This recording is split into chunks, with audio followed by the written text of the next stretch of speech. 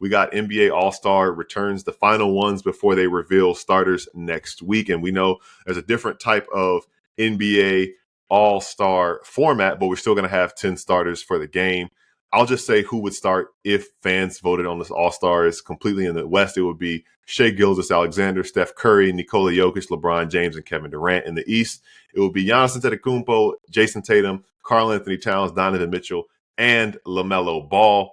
I want to say his name last because he is, I think, the only losing team of the would-be starters.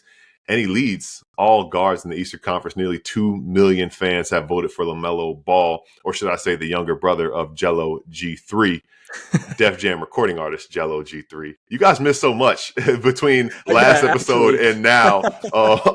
Had you told me last episode that LiAngelo Ball would have one of the biggest songs in America, by the time we recorded our next episode, I wouldn't believe you. So here we are now. But back to these All-Star voting returns. What are your thoughts?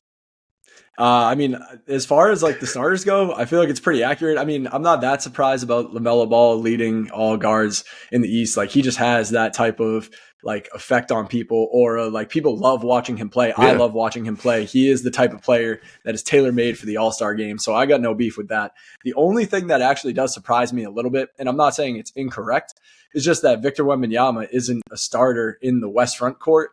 Only because he has that similar effect. Like if he has any highlight, good or bad, even if he gets dunked on after the whistle like he did last night and it doesn't even count, it goes insanely viral. Like this guy is doing stuff that we've never seen before. And I would have thought that, especially in a fan vote, would have kind of relayed in the polls the way that, you know, we kind of see with LaMelo Ball. But you know what, hey, time is ticking for guys like LeBron, Kevin Durant, Steph Curry. It's cool to see all those guys still represented as starters through the fan vote. And that's not to say that Wemby's not going to be an all-star. That's not to say that other guys that are deserving of, you know, starting spots or whatever it is won't eventually get in. I mean, there's still the coaches vote that decides, the coaches and player vote that decides who the reserves will be for the all-star game. But, you know, as kind of a boring take as it is, like I really got no beef with the way that the all-star starters are lining up right now. Like one name that kind of sticks out, maybe like Ja Morant is someone who, you know, could maybe be a starter in the West backcourt, but at the same time, like he's missed time this year.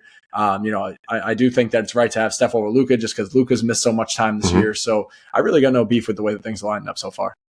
Yeah, that makes sense. It's funny you said that too, because Luka is still right on Steph's heels, despite the fact he's been out. Actually, you mentioned that Luka's streak of first-team All-NBA selections is going to end this year because he's already missed more than 17 games. But on that Wemby point, he is right on KD's heels, right? He's 2.2 million votes.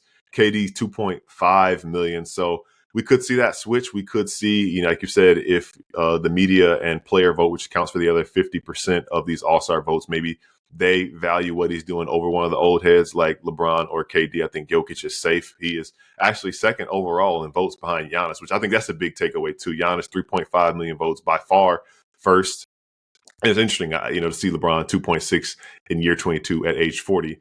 Obviously, he's still, you know, the most popular player as far as body of work, but it is interesting to see that fans are valuing still, you know, what have you done for me lately, and not just giving him, you know, the legacy vote and putting him toward the top, because it was almost like every year we'd see him as the leading vote getter, and that hasn't been the case in each of the last 2 years. So we'll be interested to see how that plays out. And again, I have no beef with LaMelo Ball either. Fun player. Obviously, the fans love him. I'll be interested to see how high the media and his peers rank him, because I wouldn't be mad at him getting an all-star vote. That'd be something that the Hornets franchise could be excited about, to have an all-star starter or an all-star in an otherwise down year. So we'll be interested to see how that plays out. And like I said, next week, those all-stars will get announced during NBA rivalry week, by the way, which just sneaks up on you every year. You know, you look down, you look up, and you look on the calendar, it's NBA rivalry week before you know it.